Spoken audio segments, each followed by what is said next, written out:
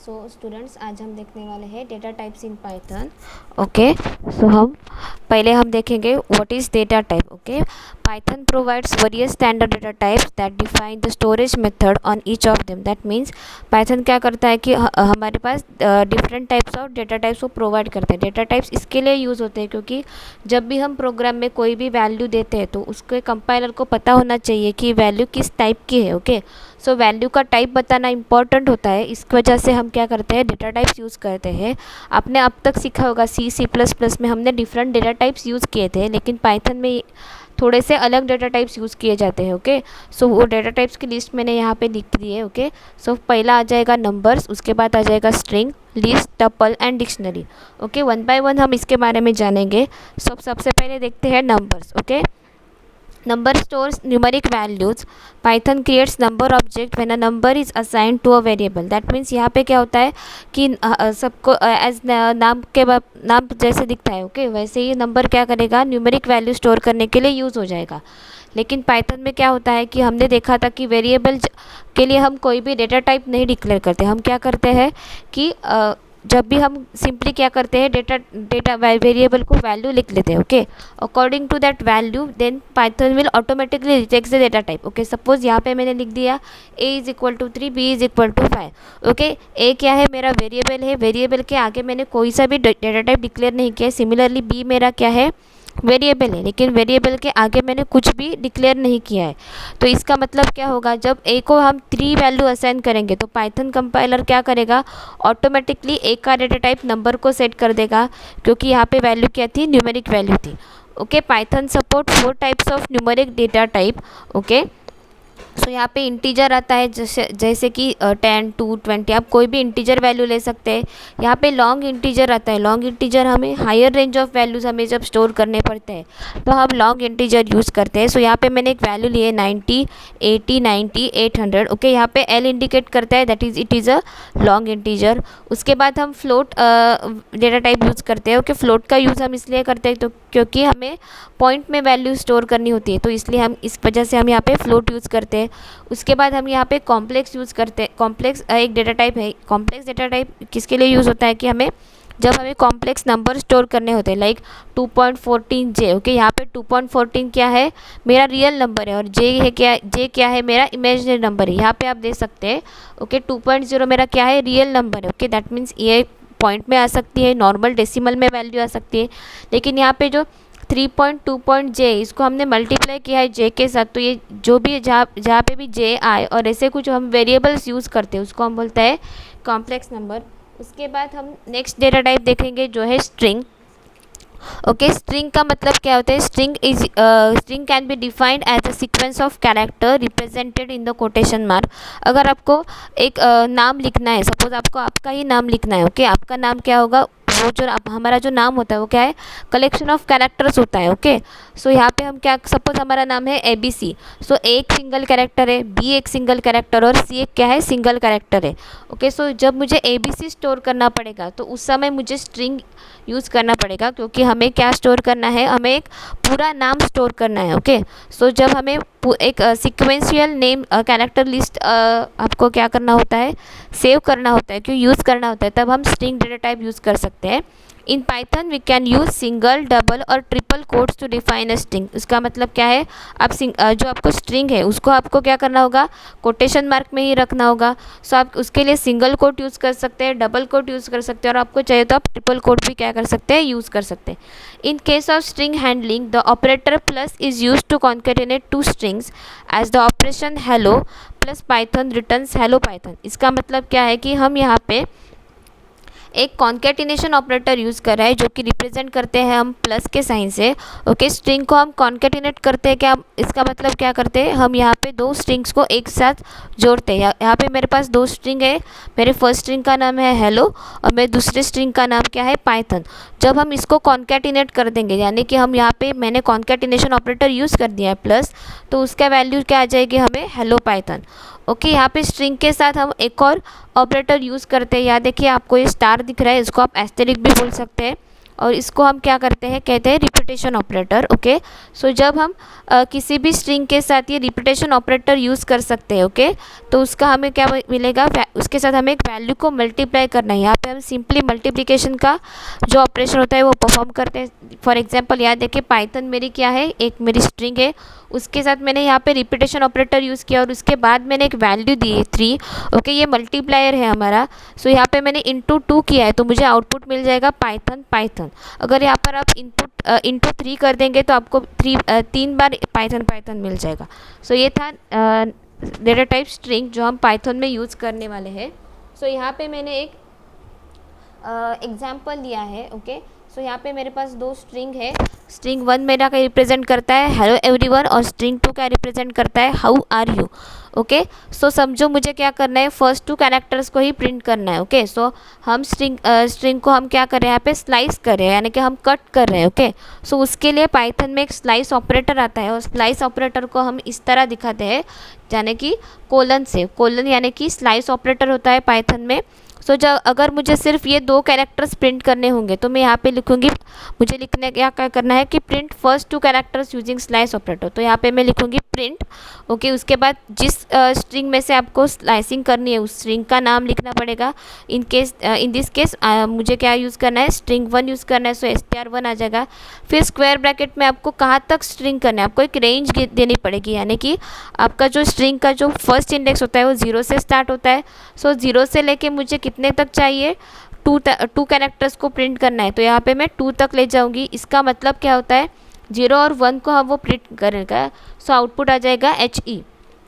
Okay, उसके बाद मुझे क्या करना है, ये स्ट्रिंग में से मुझे 4th कैरेक्टर को प्रिंट करना है। सो यहाँ पे मैं सिंपली लिख सकती हूँ print str1 in square bracket 4। तो यहाँ पे मैं L प्रिंट हो रहा है क्योंकि मैंने str1 सिलेक्ट किया, तो यहाँ पे str1 का 4th कैरेक्टर क्या है, L। सो यहाँ पे L आ जाएगा। उसके बाद हम देखेंगे मुझे वो स्ट्रिंग है जो उसको मुझे 2 बार प्रिंट करना है, तो यहाँ पे मैंने लिखा है प्रिंटिंग स्ट्रिंग ट्वाइस। सो यहाँ पे मैंने रिपीटेशन ऑपरेटर को यूज़ किया है। सो यहाँ पे मैंने जिस स्ट्रिंग को आपको 2 बार प्रिंट करना है उस स्ट्रिंग का नाम लिखना पड़ेगा, देन आपको रिपीटेशन ऑपरेटर यूज़ करना पड़ेगा, और उसके बाद आपको 2 बार चाहिए तो यहाँ पे मैंने 2 लिख दिया। सो यहाँ पे आपको वैल्यू आ जाएगी हेलो एवरीवन, हेलो एवरीवन। अब मुझे ये दोनों स्ट्रिंग को एक साथ जोड़ना है। ओके, कॉन्कैटिनेट करना है, तो यहाँ पे मैंने लिखा प्रिंटिंग कॉन्कैटिनेशन। सो यहाँ पे हम लिखेंगे print str1 plus str2।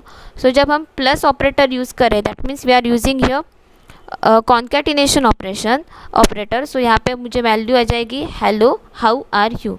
Okay, ये थे कुछ स्ट्रिंग के एग्जांपल्स। अब हम जाते हैं नेक्स्ट जो डेटा टाइप है वो है list. Okay, list are similar to arrays in C. That means array क्या होता है, एरे क्या होता है, हमारे सी में हमने क्या और C++ में हमने एरे पढ़ा है। एरे में क्या होता है कि एक कलेक्शन ऑफ डेटा होता है जो सिक्वेंशियल मैनर में होता है, लेकिन वहाँ पे एक कंडीशन क्या होती है कि एरे में हम similar kind of data he store कर सकते हैं। लेकिन यहाँ पे लिस्ट में ऐसा नहीं होता है। लिस्ट क्या होता है, वो सिमिलर टू एरे होता है। दैट मीन्स यहाँ पे जो डेटा होगा लिस्ट का वो क्या होगा, सिक्वेंशियल मैनर में ही स्टोर किया होगा, लेकिन उसमें जो डेटा टाइप्स होगा वो आप क्या कर सकते हैं, आइदर आप सिमिलर रख सकते हैं और आपको चाहिए तो आप यहाँ पे मिक्सचर रख सकते हो और डिसिमिलर डेटा टाइप यूज़ कर सकते हैं। Okay, so the item stored in the list are separated with comma and enclosed within a square brackets. Okay, array जब हमने C और C++ में डिक्लेयर करते थे तो हम क्या करते थे, कर्ली ब्रेसेस यूज़ करते थे। So instead of curly braces यहाँ पे हम क्या यूज़ करेंगे, स्क्वायर ब्रैकेट्स, और उसको जो आइटम होगा उसको सेपरेट करने के लिए हम यहाँ पे यूज़ करने वाले हैं comma. Okay, we can use slice operator to access the data of list. That means अगर आपको लिस्ट में से कोई सा भी डेटा एक्सेस करना है तो आपको कौन सा ऑपरेटर यूज़ करने पड़ेगा, स्लाइस यानी कि कोलन। ओके, आगे हम इसका एग्जाम्पल देखते हैं। यहाँ पे मैंने एक एग्जाम्पल लिया है एल। ये क्या करता है, मेरे लिस्ट को रिप्रेजेंट करता है। अगर अगेन इट इज़ क्या है, ये यूज़र डिफाइंड है, तो यहाँ पे आप जो चाहिए वो नाम लिख सकते हैं। सो आपको मैंने यहाँ पे एल लिया है लिस्ट के लिए, so is equal to sign देना पड़ेगा और स्क्वायर ब्रैकेट में आपको यहाँ पे मैंने एक लिस्ट ली है। ओके, ये जो लिस्ट है मेरी combination of number and string है। आपको चाहिए तो आप फुल नंबर लिख सकते हैं, आपको चाहिए तो फुल स्ट्रिंग रख सकते हैं। ओके, और आपको चाहिए तो आप कॉम्बिनेशन ऑफ स्ट्रिंग्स और नंबर्स दोनों भी रख सकते हैं। ओके, लेकिन यहाँ पे एक कंडीशन है, जब आप स्ट्रिंग यूज़ करते हैं तो वो आपको क्या करना पड़ेगा, enclose within a quotation marks. Okay, so यहाँ पे आपको कोटेशन मार्क्स यूज़ करना पड़ सकते हैं। ओके, यहाँ पे आप चाहिए तो डबल कोड यूज़ कीजिए और चाहिए तो सिंगल कोड यूज़ करते हैं, जो यूज़ करना है वो आपके ऊपर डिपेंड है। ओके, यहाँ पे मैं थोड़े ऑपरेशंस लिखे हैं जो हम परफॉर्म करने वाले हैं इस पर्टिकुलर लिस्ट पे। सो मुझे पहले प्रिंट करना है प्रिंट L3:। ओके, सो 3 का मतलब क्या है, यहाँ पे हम स्लाइसिंग कर रहे हैं, 3 से स्लाइस कर रहे हैं। ओके, 3 का मतलब क्या है, हमारा जो आउटपुट होगा, ओके, तो वो कहाँ से स्टार्ट होगा, 3 से स्टार्ट होगा, 3rd इंडेक्स से। सो ये मेरा 0th इंडेक्स है, ये मेरा 1st इंडेक्स है, ये मेरा 2nd और ये मेरा 3rd। और 3 से लेके कोलन आगे लिखा है, इसका मतलब कि जितने भी 3 से लेके आगे जितने भी एलिमेंट्स हो गए आपके लिस्ट में वो सब प्रिंट हो जाएंगे। इस हमारे केस में क्या है, यहाँ पे मैंने कोई भी वैल्यू नहीं लिखी है, तो यहाँ पे आउटपुट आ जाएगा 2। ओके, सेकेंड है print L in square bracket 0:2। यहाँ पे हम क्या करेंगे, हमने एक रेंज दी है 0 से लेके 2 तक।